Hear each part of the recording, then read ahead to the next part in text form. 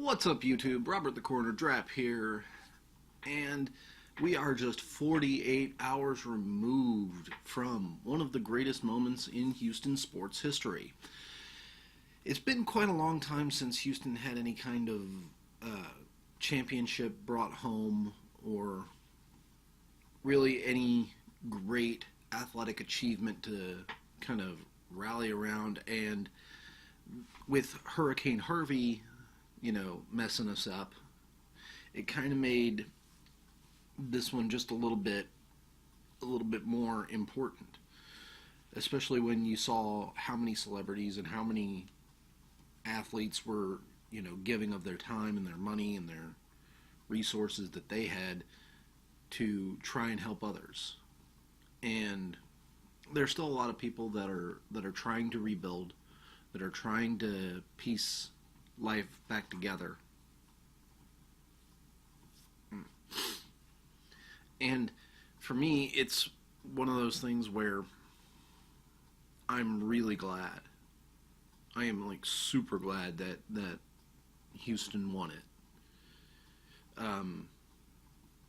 Today at 2 o'clock they're going to have a parade downtown. I think it's just going to go down. They're gonna close it off at 1, and then run it for an hour, and then, or however long it takes them to go. I think it's 3 blocks. They're gonna do 1 lap around. I think they're gonna go 3 blocks down. They're gonna start go 3 blocks, turn right, go a couple blocks, turn right, go about 6, turn right, go 3 blocks, turn right, go 3 blocks, and be back where they started. So, I had thought about calling in today. I had thought about seeing if maybe I could get myself down to that parade, because it's the Astros. They've never won a World Series. It may not be like the Cubs, where it's been 100 years, but what is it? I want to say, no, it's been about 50 years. So they went from 1962 to 2017, so that's 55 years. That's a lot of time. And like I said, it may not be like the Chicago curse, but still, that's a long time. That's a lot of years.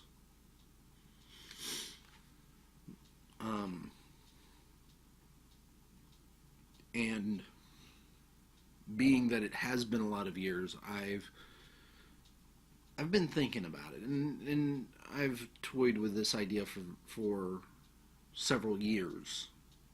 But I've also thought about getting a Houston tattoo, kind of to commemorate it, And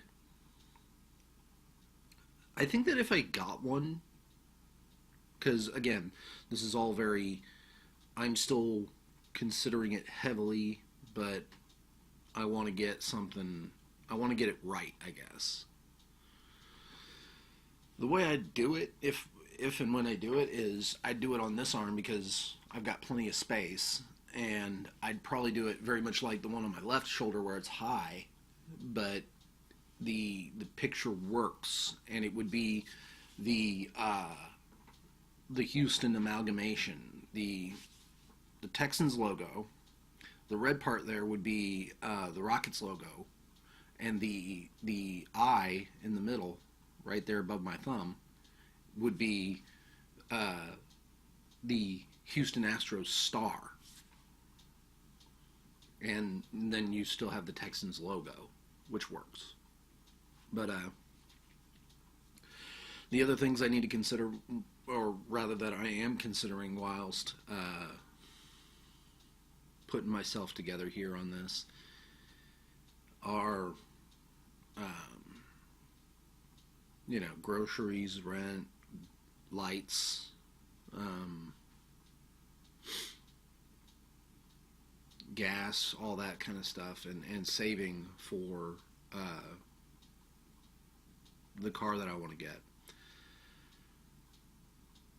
Speaking of saving, I'm gonna have to start figuring out how I'm gonna put aside some cash for uh, next year, because next year there's apparently like an anime convention in LA that I've been told. I honestly don't think it's the big, the granddaddy Comic Con, because whew, I don't think I could possibly be ready for that. Because if I did go, if I were going, if I knew, like let's say, I knew right now that I'd be going in 2019, I might be ready because I would spend the entire year working on my cosplay. I would do everything I could to make myself the best cosplay I possibly could, because, I mean, I think that if I had to put it in terms that anybody could understand, um,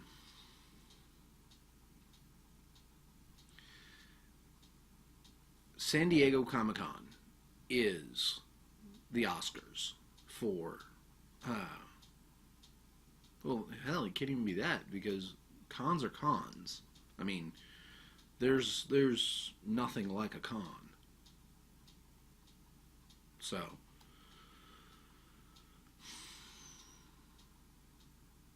yeah, I can't even think of a way to put it outside of, it is the granddaddy of all comic conventions. You will get all of the exclusives. You will get so much swag.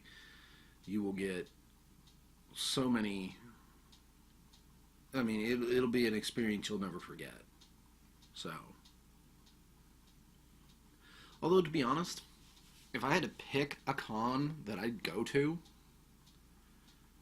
um, I might actually want to just go to PAX. PAX in San Diego, PAX South. I think that would be fun. It's a big convention. It's attended by a number of people, so going to that convention, going to that kind of event, even for a day, would be something. So, and it doesn't hurt that Loading Ready Run usually ends up at PAX South and PAX East. We also, this last year, I want to say, 2016, 2017, they ended up at PAX Australia, which was crazy. But, no, yeah. We now have 2 movies out that I am going to have to figure out how the hell I'm going to be getting a hold of. And actually, there's 3. 2 on DVD and 1 out in theaters. Spider-Man: Homecoming. I want to pick up this game. I want to pick up that movie because it's a different take on Spider-Man. And while I don't agree that they cast Aunt May properly, because they didn't, fight me. Fight me. Aunt May was completely miscast in both Civil War and Homecoming. She should be old. She should be. I mean, if you're gonna tell, I mean, you don't even really have to tell the Spider-Man story anymore. It's been told enough that you don't need to do it again. Just go from the point. We know that Uncle Ben's dead. We know that this has happened. We have him, like dreams or flashbacks where he keeps seeing Uncle Ben dying. And he knows in his heart that Uncle Ben is on his side, is approving of what he's doing. but I felt the elderly Aunt May in the Tobey Maguire Spider-Mans, the original Spider-Mans for me, were beautiful. They were perfect. It's like, no, yes, you got it. Maybe not the greatest lead cast, but you know what? It was fine for the first one. And I still, you know, rest in peace, Macho Man. He went in there and he did his thing. He was a professional wrestler in a movie playing a professional wrestler. He bought the gimmick. He was into it. He didn't even. It was like, and here's the other thing that gets me about that movie, and really why it was well written and well acted and well done. The first one, good wrestlers, try not to break kayfabe, especially the old school. Ric Flair, Dusty Rhodes, God rest him. The old school, like Hulk Hogan, these guys, and Matt Hardy, when he was with TNA. If you were a character, that character was you.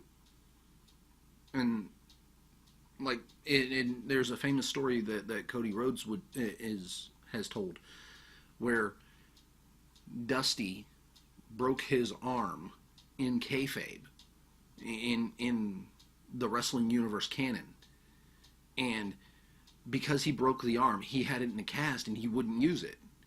It was completely, perfectly fine, uninjured. He could have used it any time, but he was selling the injury the whole time, even when he was off camera, even when he was at home. That's living the character. That's being that person. And so, with Macho Man here in Spider-Man, he's playing Bonesaw. He sees this kid, triple flip up and get onto the cage, and he doesn't know how that happened, but he doesn't care. He's going to keep selling. He's going to keep going. When any other sane person would have been like, the fuck? Yo, no. Hold up. Ref, this has got to be illegal. He's like sticking to the fucking walls here. How the hell is he doing that? That would be a normal person's reaction, but being the consummate professional that Randy Savage was, and I mean, they could have written it to where even like the wrestler was like, the hell is going on here? He's like, oh, you want to run away? Come on down, pretty boy. Whatever. It was great. But in this new one, and I don't have a problem with the lead actor, especially when I saw him in Civil War, he was a kid. I mean, I think that having him portray a high school senior in Homecoming, being like, he's lived his life up to this point, he's gotten the powers, he got them like junior year, and now he's having to deal with it for the first time, and he's thrust into the midst of this bigger conflict, and he's not even ready for it. He doesn't want to do it, but he gets basically pulled in because Thor and Hulk are gone, and Tony wants somebody else on his side, and he's been kind of keeping an eye on the little shit. And here's my thing. If Tony knows about Spider-Man, he's got to know about Matt Murdock. He's got to know about Frank Castle. He's got to know about Luke Cage and Jessica Jones. And for him, the only reason that he picked Spider-Man, in my head, maybe they, like Marvel Comics has explained why Tony picked Peter. I think that in my universe canon, in my storyline, he picked Peter because Peter's odd. Peter's unique. Peter's pretty close to mutant. Like, lab accident, sure, is a second lab accident kind of superpower that he's come across, but still, very much in the, you are so unique, I have got to get in on this. I mean, I very much believe that he knows completely about Matt Murdock and Frank Castle and Luke Cage, Jessica Jones, Iron Fist. He knows about Iron Fist. He knows about all of them. But he doesn't want to do anything about it because, nah, you guys deal with yourself. You guys got the crimes taken care of. I'm going to take care of universe shit. Although, and while I have not seen all of Daredevil or any of Luke Cage, Iron Fist, I did see all of Jessica Jones, though. Loved Jessica Jones. Really good. I saw all the first season, well, most of the first season. I think I got out at the second to last episode where he's fighting Fisk. I want to go back and watch it again, just because it's good. I want to see where like Tony anonymously, just like, he doesn't say anything, he doesn't take any credit, he just sends Matt some money. Just be like, here's a little bit of cash. I want you to continue doing the good work that you're doing, that your bills have been taken care of. Move to this nice spot.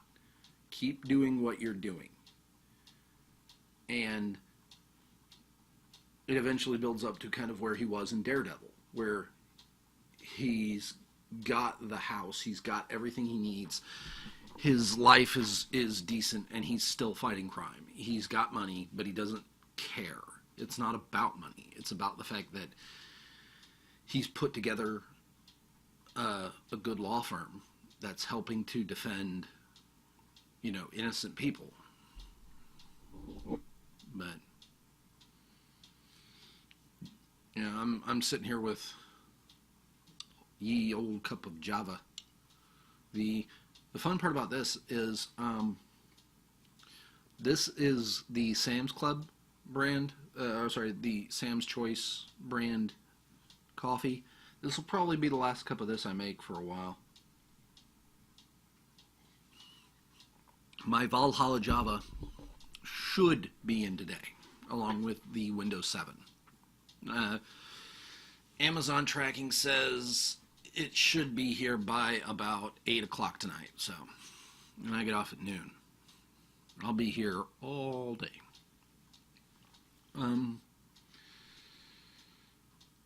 Yeah, I mean, that was the first two that came out, and the Dark Tower was the second movie that came out. I've not finished the books, but I still want to see it, because even the thing about Stephen King's writing, and I may have said it before, who's trying to bother me now? Ramon. I love Ramon. He's a great guy. The thing I don't like about Stephen King's writings is, and he's a good writer when he gets to the action. When he's trying to draw out, exposition, when he's trying on that front to do things, it's like, dude, just get to it. We already know you want to go there. I can feel you tugging at the leash, that you've staked yourself down and been like, no, until I get to this spot, I'm not going to do any big explosive fun things. I'm going to pace myself until I get there. But the problem is, you give yourself far too short far too long a distance to get there. And by the time you get there, it's like, no, yeah, that was that part, the end of the first book. I loved it.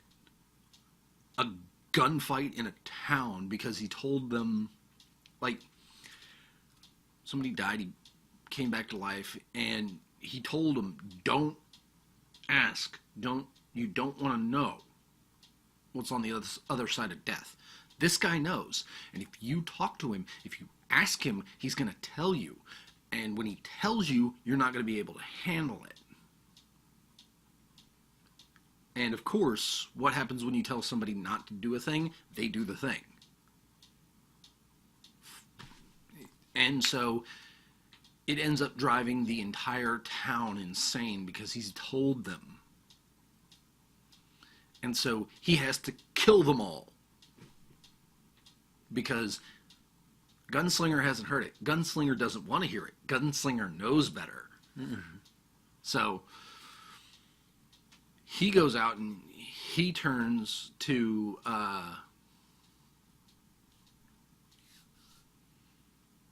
taking down the entire town. And I'm like, oh my God, yes, that's awesome. It was a great payoff. It made it worth it. It made me really love to read that part. And then, okay, we're done now. Wait, no, what? No, we need, what? No, that can't be it. Nope, yep, that's it. Fuck, next book. So I grabbed the next book, and it's, oh yeah, by the way, I staked myself way out there this time.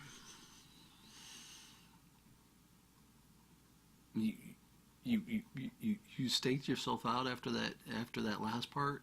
Yep. God damn it, Steven. Let's go. So, but apparently the Idris Elba Dark Tower with Matthew McConaughey is going to be like a reboot. And I say that with a question mark because they didn't really explain it very well. And I still want to see it. So, it's going to be interesting.